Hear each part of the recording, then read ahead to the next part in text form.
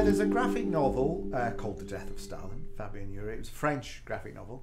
And Yann and Laurent, the producers, run Quad in France and in Montreal, had the rights to the book. And they just got in touch with me and they said, can we come over to London? We want you to make this film. And I met them, and I had read the book and thought, I can absolutely see how this would work. And at the same time, strangely, I was already thinking about doing something, maybe after Veep, doing something a bit more European. I wanted to do another movie. I was looking at dictators and autocrats and that, you know, how does one person terrorize a whole country into, you know, bending to his will. So I was already, so it was a strangely coincidental coming together. But I said to them when I met them, look, I'm doing Veep, and you know, I think we were between season 2 and season 3 of Veep. And I said, I'm doing Veep. I have no idea how long Veep will. And they said, well, we'll wait. I thought, my God, okay, so they're not seeing anyone else, okay.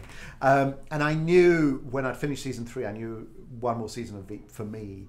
So I let them know, and so we said, right, once season 4's done, I'm yours, you know, and so we started. You know, there is this style, but it's really to try and capture the reality of what's going on. If you want the viewer on the TV show to feel that this must be what it's like, you want the performance to be acting in a very naturalistic way and the dialogue to be very naturalistic, and that sort of Robert Altman-like, you know, overlapping dialogue and getting them to take the lines but just make them slightly their own so it feels spontaneous.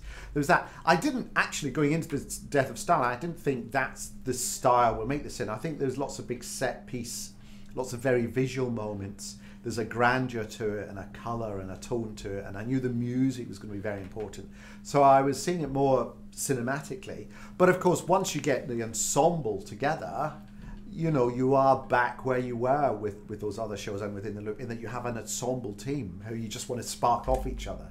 So once we've done the, you know, the big work of the set and the location and the music and the staging, there's then time at the end of the day to go, okay, just have fun now, just fling some words around and just see where it goes. Yeah. And more often, and also we do a rehearsal period in advance. I get all the cast together. We spend 2 weeks. Really is a chance for them to get to know each other's characters and to get to know how their character, just to get a general sense of how their character journeys through the movie. Because of course, when you're in a shoot, it's all out of order. It's all out, you know, and it's very difficult to get that, you know, to have that transition mapped out in your head. So the rehearsal process is there for that. But no, we have fun on set, and in fact, they all became best friends. In the Presidium, the Soviet Presidium, now still meets once every 2 months for some dinner. Yeah. A lot of the film is based on stuff that happened. The whole opening thing set at the concert hall, which, you know, see the film, I won't go into the, but it's all true. The events surrounding his death are all true. He was left lying in a puddle of his own urine for like a day because the guards outside were too scared to interrupt him. They didn't know whether to get doctors in because the doctors were all on death lists, and so on and so on. A lot, and then we, in the course of researching it, we found more stories that we thought, oh, we've got to put that in. It's not in the book, but it's in the film.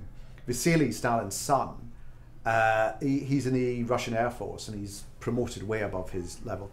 But he genuinely did have accidentally the entire national hockey team, ice hockey team, killed in a plane accident because he insisted they fly during an ice storm. And he tried to cover it up because he didn't want his father to find out, so he just rustled together any old ice hockey players he could find who were all terrible. You know, these things, and I often find, you know, you present this stuff and yes, it's funny, but it's also frightening, and then when you discover and it's true, then it becomes more, it has a bigger resonance, I think. You know, we have politics now is run by people who think they're in a fiction. You know, Donald Trump talks about fake news. He is a reality TV star. He bends the facts. He has an alternative set of facts that he calls upon. And he's sort of his own satirist in a way, in that, you know, normally you would take someone like Trump and you would take what he says and try and distort it and exaggerate it to comic effect. And yet that's what he does in every sentence he writes. So, you know, all you have to do is stand back and show it. You know, you know, it's both funny and alarming at the same time.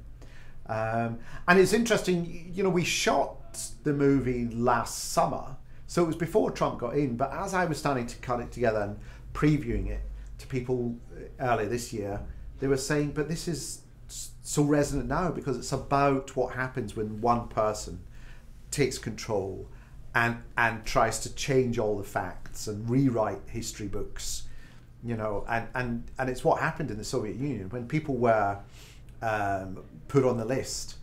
You know, if they were high profile figures, they were just like, their faces were just scratched out of the encyclopedias. You know, they were just replaced by just hollow blobs in all the photographs and so on. I mean, fundamentally, I don't have an agenda other than I want to make something that's really funny. and we want it to be as funny as it possibly can be. I mean, for me, it's that cast. I mean, Julia is extraordinary. But she's such a generous performer. She's always thinking about how can we make that person funny, and oh, I really like that guy we used last week, can we have him back, you know?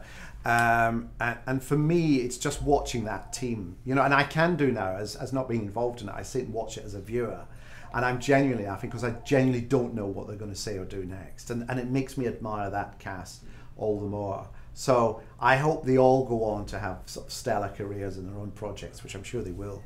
In terms of remembering Veep, I just hope people just remember it as a, you know, pretty good comedy.